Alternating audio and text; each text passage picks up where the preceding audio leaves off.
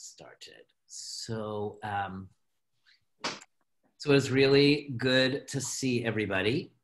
And it's wonderful to be here. As somebody, Riley, pointed out, we don't get this many people for Friday night services regularly, but really happy to see everybody. And I know it's been a week. So I'm going to talk a little bit about that in the middle of our program. But for now, I just want to say a couple of things that I want everyone to know. So first of all, of course, it's just important to do what we're supposed to be doing, which is really staying, away from people outside of our own homes, the whole social distancing. I don't like the phrase. I like physical distancing much better. We need to physical distance for a while. And online, on our website, you'll see a document that really lists exactly what that is. It was put out by the whole Jewish community. Our synagogue was instrumental in, kind of editing it.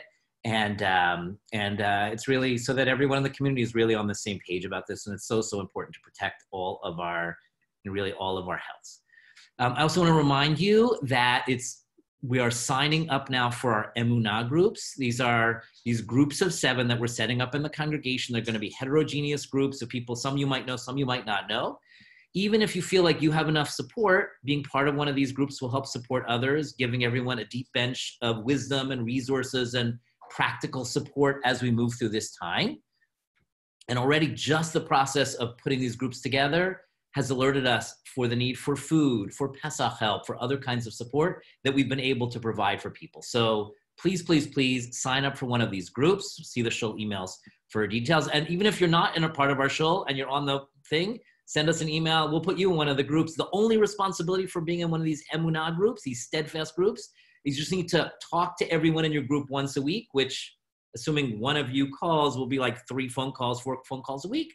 But it's just a way of keeping tabs on everybody and, and supporting each other in small ways. And then the big ways we're going to be here for.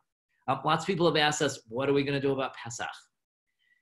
And so next week, we're going to share some thoughts about how to get through this time, both how to prepare for Pesach given the circumstances, how to conduct a Seder for yourself if need be, or for a small group of people who are in your house. And of course, how to deal with the emotional challenges of a Pesach unlike any that we've known. And so we just want you to know we're going to be here for all of that. I want you to watch these shul emails for information about the formation of a Riverdale Jewish Communal Fund to help those impacted economically. And of course, until you see that, let us know if there's any urgent need. We want to be there in that very practical way as well. I also want to tell you that this Sunday at 11 a.m., you are all invited to celebrate the Beit Mitzvah. You heard that right, the Beit Mitzvah of Zohar Kabo. So why Beit Mitzvah, not Bar Mitzvah? Has the rabbi forgotten all of his Hebrew? So Bait means house. Beit Mitzvah means something about houses and mitzvahs. So Zohar's going to be at home with his family. I will be in my home. You will be in your homes. But we're going to celebrate his Bar Mitzvah, which was supposed to have happened this coming Shabbat.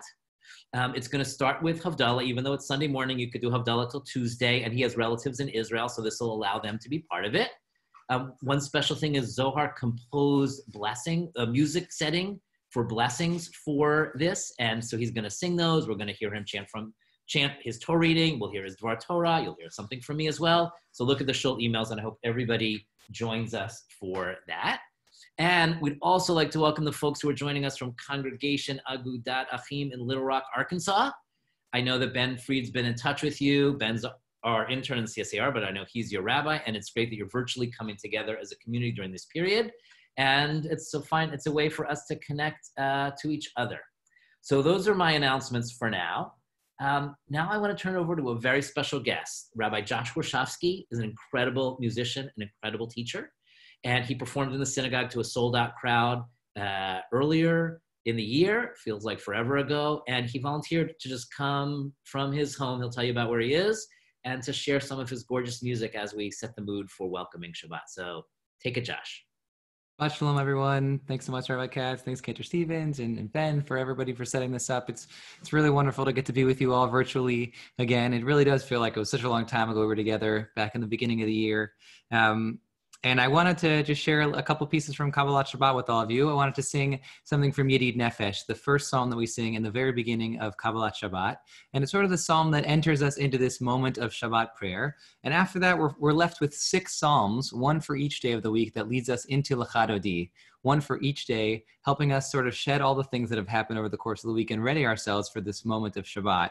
And I was thinking about Yedid Nefesh this week, and the first line of the last verse that we're going to sing together is Higale na ufros chaviv alai. Reveal yourself, O my beloved one, and put your shelter of peace over me. And when I've been on a whole bunch of these Zoom calls over the course of the week, every time somebody sort of clicks view your camera, it seems like a whole new revelation of getting to see someone's face. And it's given me every time I look at the Siddur, I have these new reflections on what these words can mean for us. But today, these words are sort of shouted out at me in a different way when I get to see all these amazing faces from so far away. And it's wonderful to get to be able to sing together, even though we're all in our own homes. And each home can be for us a bayit and also a beit knesset, a place for our families to come together and gather, and a place for us to sing. So this is a melody for Yedid Nefesh. We're going to start with just a nigun, and then we'll go into the first verse and the last verse. Please sing along with me from your homes. It'd be lovely to get to sing and watch each other sing here. Ay, ay, ay, ay, ay, ay, ay, ay, ay, ay,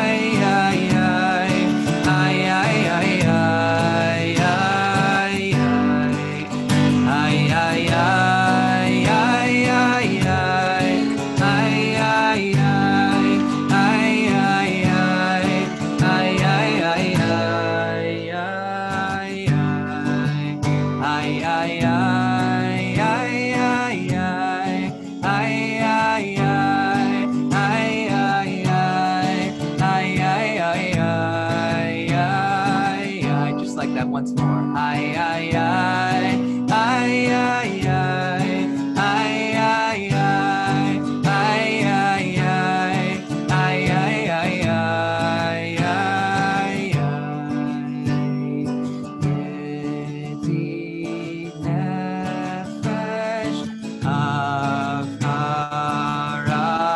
Rachaman neshov Avda El Ritzonah O Yarutz Avda Kemo Ayal Yishtachav El Mul Hadara O Yeravlo Yediduta Minofetzu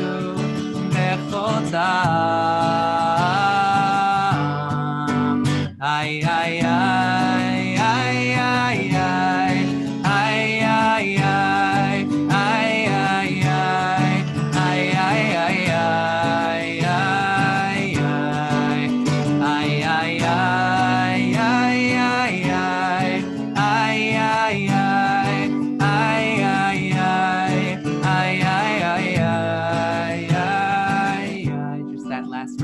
Higalena, reveal yourself to each other. Higalena, ufros chaviv alai, et sukat sheloma, ota'ir eretz mikevotach nagila, v'nismecha ba, o maherahu kiva moed v'choneni kimei olam. Ay, ay, ay, ay, ay, ay, ay, ay, ay,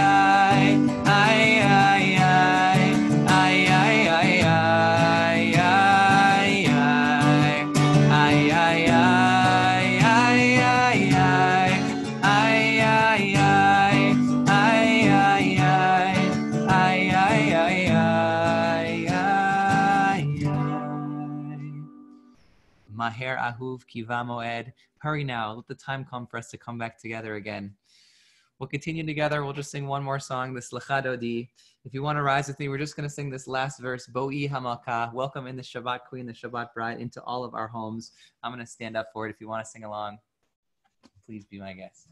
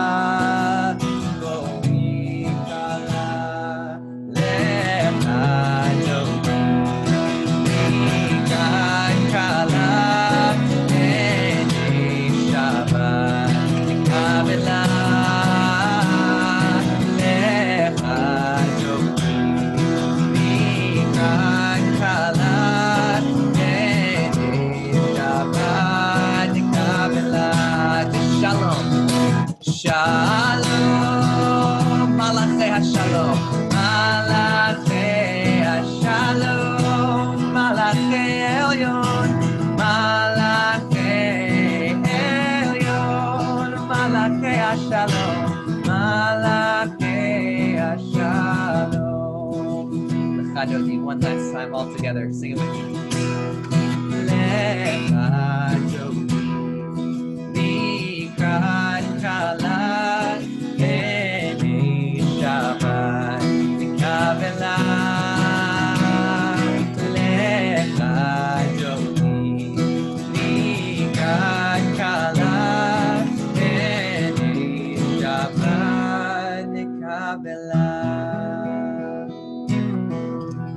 Shabbat shalom, everyone.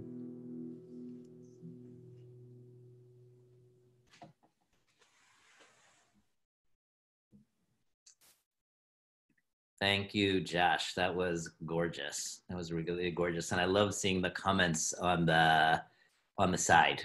It was really nice. So I read the words of this parsha many, many times because it was my bar mitzvah parsha, and it sounded something a little like this: Vayakel Moshe et kol hadat bnei Yisrael vayomer alehem. Moshe then brought the children of Israel together and said to them, in the desert, we came together in order to build a mishkan. We wanted to build a dwelling place for God on earth, a place where we could feel our own connections to God, and where we could feel the ways that God's Spirit flows through each of us and connects us. And we need that. We needed that then, and we need it now. When I was 13 years old, though, I didn't realize how precious it was to be together. To be together in community, and I know that many people are feeling that lack right now.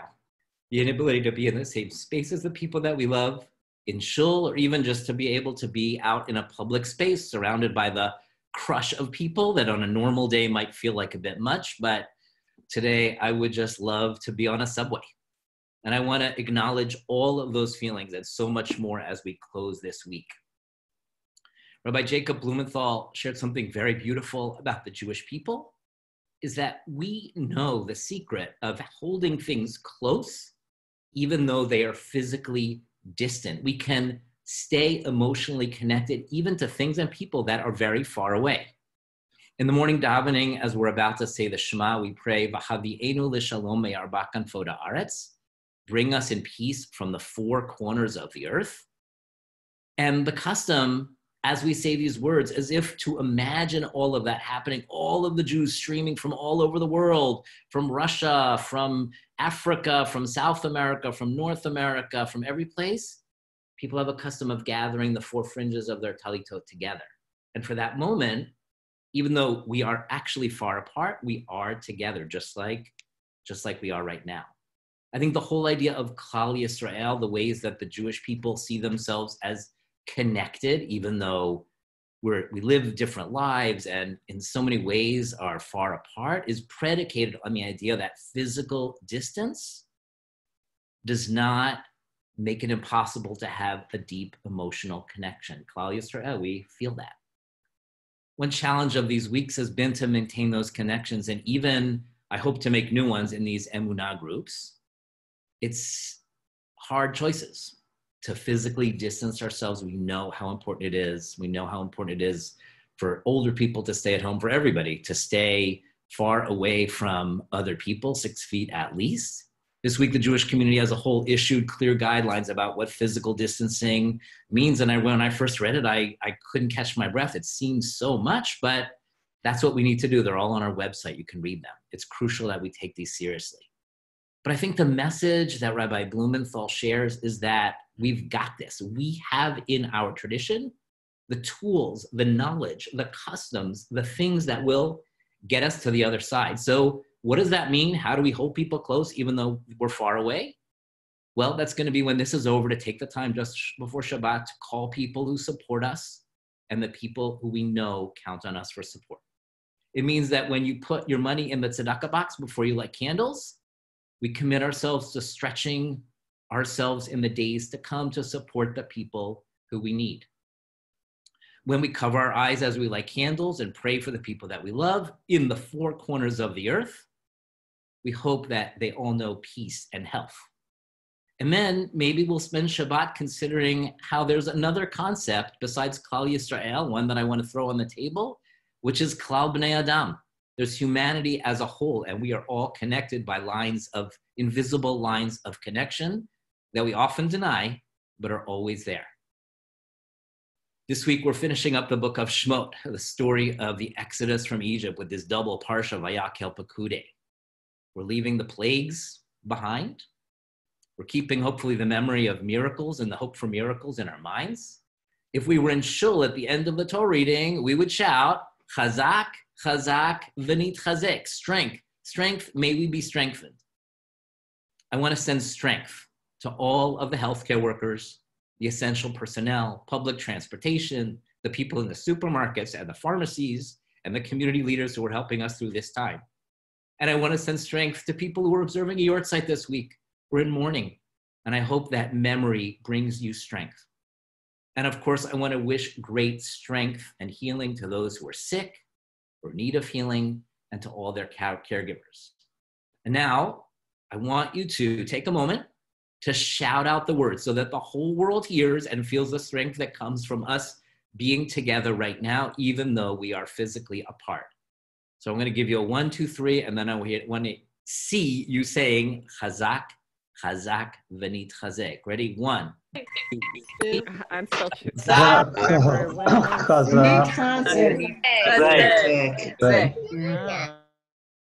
Better in show. But that was a pretty good try.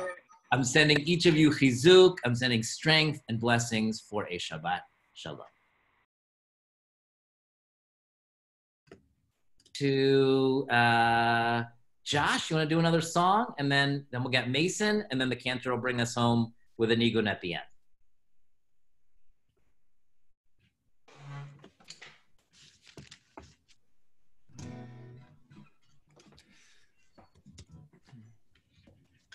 All right, everybody.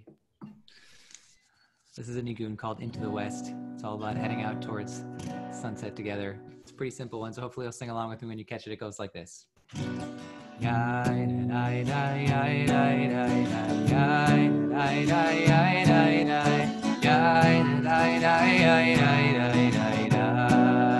Just like that.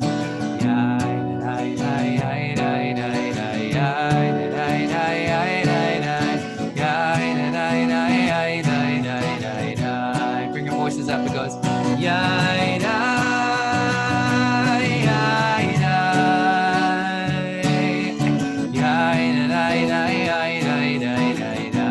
Just like that.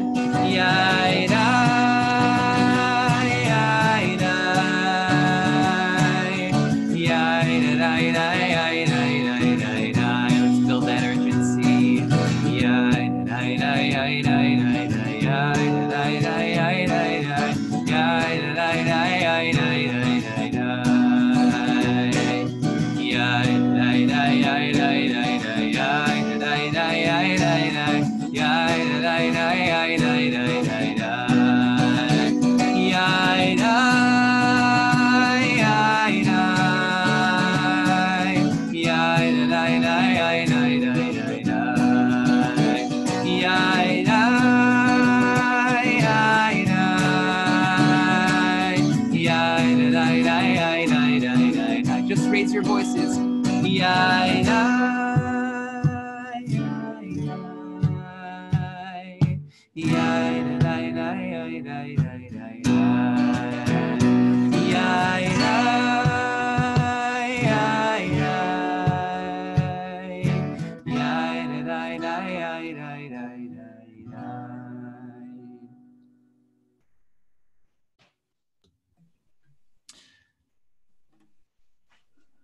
Not long ago, there lived a boy named Yeki.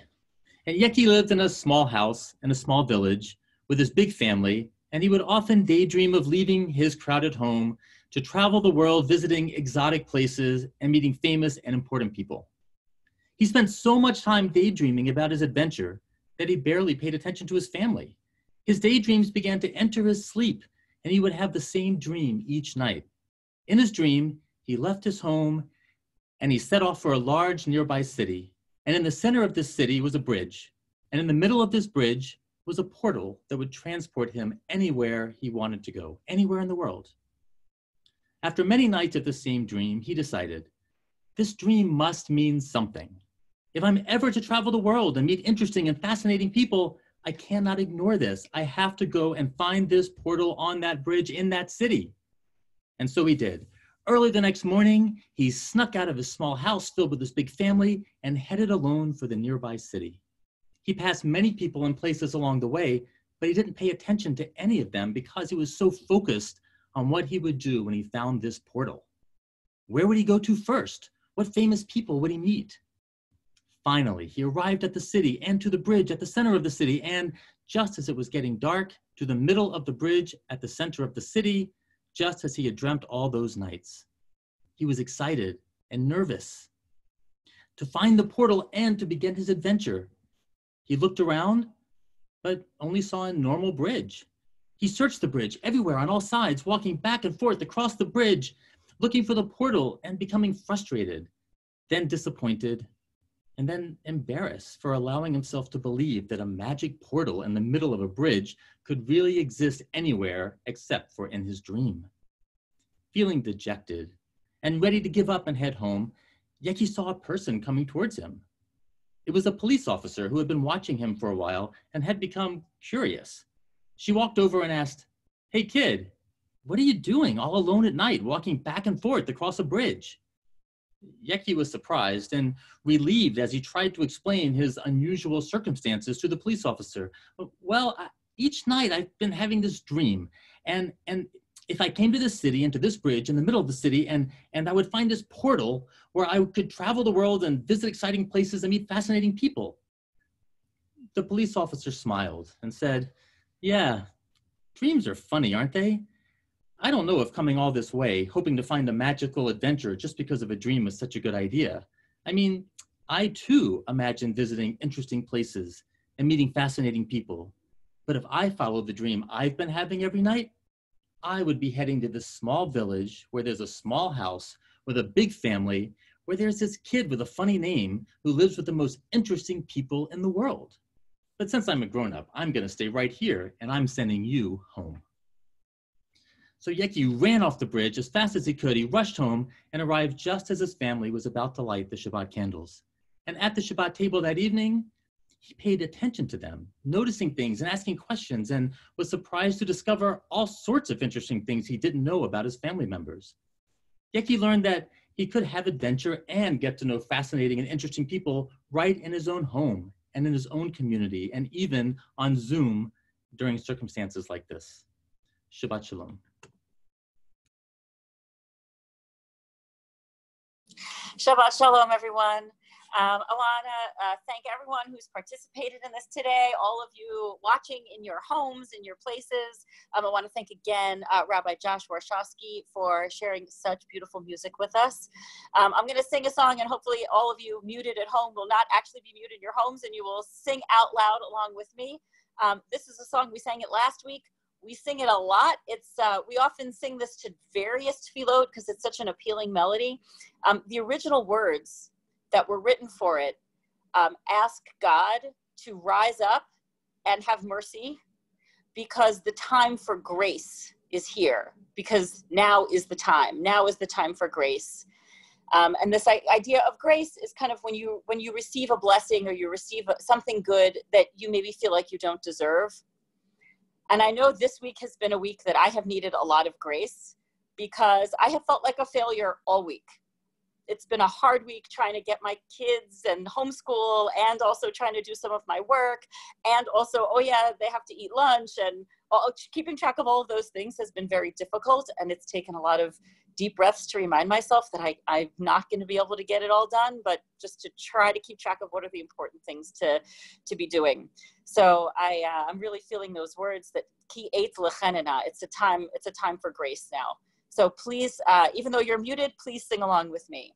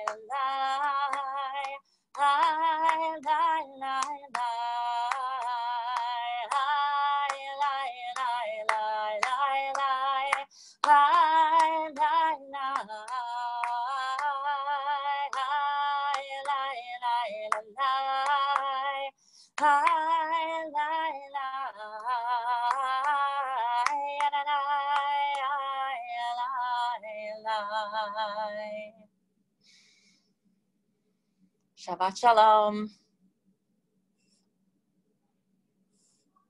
Shabbat Shalom, everyone. Thank you so much for joining us. Shabbat Shalom. We'll see you back next week, as Rabbi Katz said.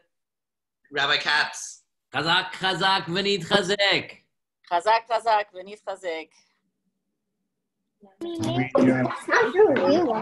Chazak, chazak.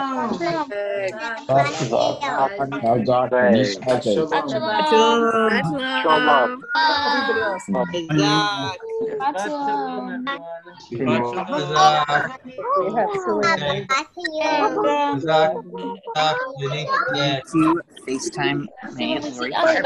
Shabbat shalom. It's Barbara.